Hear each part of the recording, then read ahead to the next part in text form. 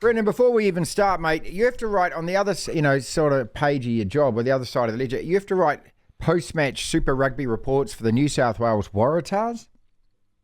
I'm telling you, it was a grim look Friday night, Waratahs Rebels. The Waratahs, Sydney Rugby, New South Wales Rugby, it's supposed to be, I guess, the home of rugby, it's sort of a bedrock of rugby in Australia.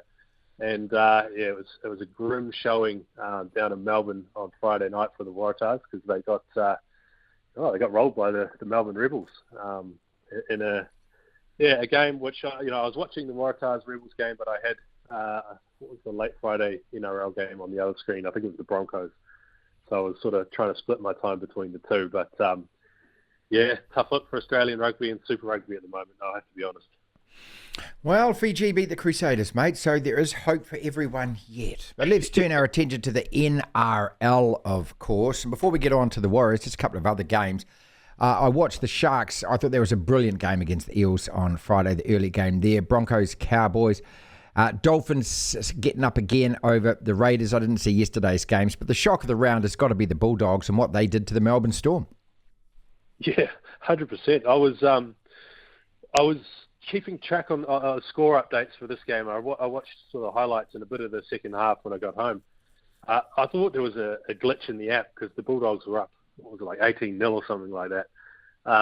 Really, yeah, this is the shock of the round, the shock of the season so far, as well as the Dolphins have done so far. I mean, the Bulldogs were just spanked last week by Manly. They were in all sorts and people were writing off their season already. But, they went down to Melbourne, and in Melbourne as well, playing Melbourne down there. It's a tough road trip. You saw just how pissed off Craig Bellamy was at full time in his post-match presser. There'll be a few guys getting flogged at training this week, I'd say. But, full credit to the Bulldogs. It was an incredible performance. Well, this was a Storm side that beat the Eels, and it was the opening match, of course. And it was a scratchy-patchy performance, but it's just so unlike them and so uncharacteristic to play so bad. What do you put it down to?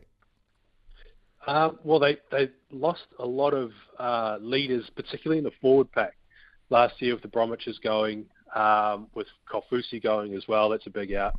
Nelson Asofa Solomon has picked up an injury as well. So I think they're probably lacking a little bit of just on-field leadership, not so much in terms of captaincy, but just guys when you look around and you sort of see guys with 150, 200 plus games of NRL experience, and you sort of think, all right, we're good. These guys are going to get us through. You look around at the Storm side now, and the forward pack, Christian Welsh and Asofa Solomon are probably the most experienced. But then you got guys who've played sort of 20 to 30 games, and that goes down to the bench as well. No Munster, obviously, that's a big out as well. But look, it's a long season. Bellamy will have these guys back, I'm sure, but the depth, I suppose, of the Melbourne Storm squad's getting tested already. Eels 0-2. Now, this is a pretty good team, mate, and I thought that not that they played terribly against the Sharks, but there was just an inspired performance from Cronulla on Friday night. Yeah, awesome way to bounce back from Cronulla. They, it was a close enough loss to South in week one, and they I don't think that would have knocked their confidence at all. And certainly by the performance, 3 tries from Will Kennedy against the Eels, and it's a good Eels side. And a 4-point loss to the Sharks this week is a golden point loss to the Storm the week before. I mean, they're 0-2, but they've just played probably 2 of the best teams in the comp, and they've pushed them both right, pretty much right to the end. So although, I've seen a few of the 0-2 jokes and Eels bottom of the table jokes, I think they'll still be in the mix. They'll still be there or thereabouts in 8 or 9 months. They've got too good a side not to be. But just Cronulla just doing what they do. Really, really good performance from the Sharks, and it's going to be tough. I think the Warriors have got them in another week or two. It's going to be a tough game. Well, the Warriors, I'll just get on to that in a second. I want to get through these other games because there's a fair bit to talk about, including the Reece Walsh hate club, which has started here in New Zealand after he played so well for the Broncos against the Cowboys. A little unfair, I think. We're digressing, though. Let's talk about that Broncos-Cowboys performance. Unfortunately, I did fall asleep in the second half. The Cowboys were up when I fell asleep. I watched the highlights on Saturday morning. And the Broncos will be wrapped with that because I didn't know whether, and reading the reports, whether they were in fact their better side, but certainly a 12-point win is pretty impressive. Yeah, you can't sort of argue against a 12-point win for the Broncos, and this is one of those games. We I think we talked last week about how the buzz around NRL and around this 2023 season is bigger than it has been for a couple of years, and Broncos versus Cowboys at Suncorp Stadium, that's one of the great sort of derby matches of the NRL, and the crowds are out, and it's just awesome. The Reece Walsh hate, I can't get on board with it. I've got absolutely no ill will or ill feelings towards Reece Walsh for going back to the Broncos. It's Southeast Queensland, that's where his family is, his kids there. He came through that system and those pathways. And look, if we're being honest, like, which side's got more immediate sort of upside? Which team has an immediate chance of playing finals? And it's the Broncos when you get to play alongside guys like Adam Reynolds and Corey Oates and guys like this. I mean, it's I understand the hatred from Warriors fans because he sort of left and he showed glimpses, and now he's kicking off and he's going to be an absolute superstar. But if we're realistic about it, it was the right move for him. Brendan Bradford with us as we're talking NRL on the platform. You're exactly right. Look, I mean, and this to me doesn't come back to him. This comes back to Warriors management and to Planet Cameron George, the CEO. Because you let him out of his contract, Cameron, and all of that bollocks about, I'm wailing about I need to go back to my girlfriend. We all knew that was just a load of cobblers. We all knew that. He had a deal, he had it signed, and as an employer, your first responsibility is not as to the employee, it's to the club, I would have thought, and I would have actually sat there and said, listen, young man, you've made a decision, you've made a commitment, and you're going to have to ride this commitment out because that's what a commitment is. But, they didn't. I mean, they let everyone go last year. They let Lodge go, they let the coach go, and so it was just part of a whole lot of dominoes that fell all at once. Reece Walsh did the right thing. Reece Walsh looked after Reece Walsh, and as you're exactly right, he's playing in a team that actually at the moment looks as though they're going places. So let's move on to the Warriors because it does segue into it. I feel disappointed at the end of that. I know I shouldn't be. I agree with Coach Webster here, Brendan, that sure, it was a good, gritty, gutsy performance, but it also said a lot about the Warriors that they're an okay side, and being an okay side isn't good enough in this competition. Yeah, spot on. I was actually, as much as it was 8 points and they're right in it till the end, and that's what it's a different kind of disappointment because I felt that we could have won that, and that's the disappointment, not that we got spanked, which I honestly believe if it was last year or we would have shipped 40 points, 40 points in that game, no 100%, question. 100%. So the defense, and I've been saying this, the defensive attitude and the defensive coordination, particularly in the first half. In the 10 minutes before halftime, I don't think they barely got out of their own half, and they defended and they defended and they defended and didn't leak a single point. And it was really good to see. And Luke Keary he's a magician. When the Roosters come out that left side, he was doing things just like controlling. He's a conductor, and no tries, no points scored in the sort of 10 to 15 minutes before halftime.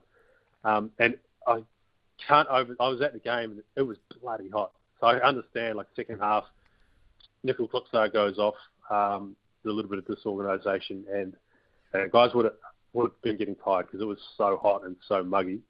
But that's like you said, I like hearing that from Webster because I walked out of there going, it's not too bad. I was happy with what I saw and, happy not just to lose by 30 to 40 points. But hearing that from Webster saying, we're an okay side, but it's not good enough. We want to win those games. It gives you a bit of confidence. It gives you a bit of belief in the side. Whereas, a couple of times over the last sort of couple of seasons, you would have heard, I thought we did well in patches and just not throw the bathwater out, blah, blah, blah. But I like hearing that sort of realistic. We need to be better. We should be in these games. That's the mentality you want to have because it's been too much sort of defeatism around the Warriors for the last decade, if I'm being honest. Yeah, and not enough realism. And the realism is this is a team and a squad which isn't amongst the elite teams in the competition. And the Roosters potentially, again, are one of those teams. This is a Warriors side. When you look at that, battling somewhere between 9th and 12th, I don't believe we're in the worst 3 or 4 sides in the competition. No way. But to actually then get up to that next level, there's going to have to be, a much improved roster, including halves that are going to control the game and a better kicking game. Because, I mean, we talk about this every year. Sean Johnson does not have a kicking game. I mean, those wasted kicks which kind of just bobble and then there's 10 to 15 yards before. I don't know. I mean, mate, I've seen it so many times before and it doesn't seem to change. Yeah, 100%. And I've been watching Sean Johnson closely the last couple of weeks, and I don't know whether it's just me or whether there's just a bit of nostalgia. Every now and then he's looking to run a little bit more, and you're sort of getting flashbacks to sort of 2011 to 2014 where he ran the ball a lot. And like you say, his kicking game leaves a bit to be desired, and there is depth there. When Luke Metcalf comes back, he's an absolute gun, and Ron Volkman as well. He's another good kid coming through, but like you say, just going back to what you mentioned before with Cameron George letting all these guys leave, and what I was saying about the mentality of Webster saying we're better than this, we need to be better than this. I think it goes all the way back to that. Like, you let Lodge go, you let Reece Walsh go, you let sort of 5-6 other players out of their contract early, all the way back to Katoa. Katoa. And it's like, if you're in that squad or if you're in that team or in that setup and you're thinking, no one wants to stay, just letting them go. Like, what do we sort of stand for? What's the point? Like, no one wants to be here. So, like you say, like if Webster was there and Reece Walsh was still there, maybe he would have put his foot down and said, no, you're staying. And that could sort of instill a little bit of belief and a bit of strength behind the team.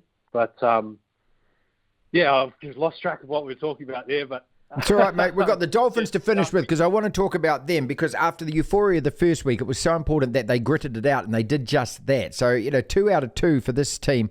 I don't know. I mean, who was picking them to be a top 8 side? There's every possibility.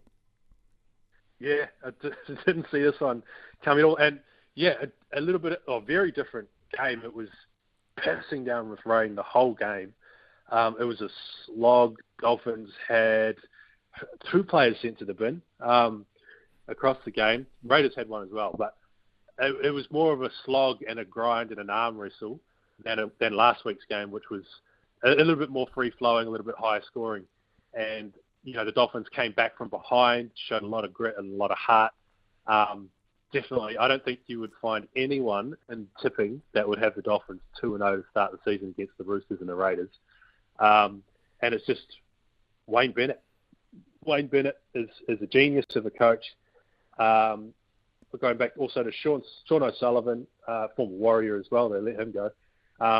In the halves, it's sort of the first time that he's ever been the halfback of a team. He was at the Warriors. It was kind of felt a bit weird. There was COVID and there was this and that, and I don't know whether he really ever had full ownership of that team. At the Panthers, he was, just a fill-in when Cleary was playing Origin or was injured or suspended.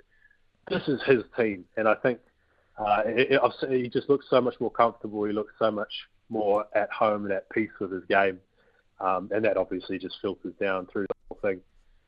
And Felice Cup's obviously by the season so far. We talked about all the buys that the Bulldogs and the Tigers have made, and a couple of other ones as well. But he's been an absolute gun for the Dolphins. He's the bedrock of that side, just belting guys in defence and cutting the ball up when he needs to as well. So, I'm a massive Dolphins fan. Mate, they might become my second team, I reckon.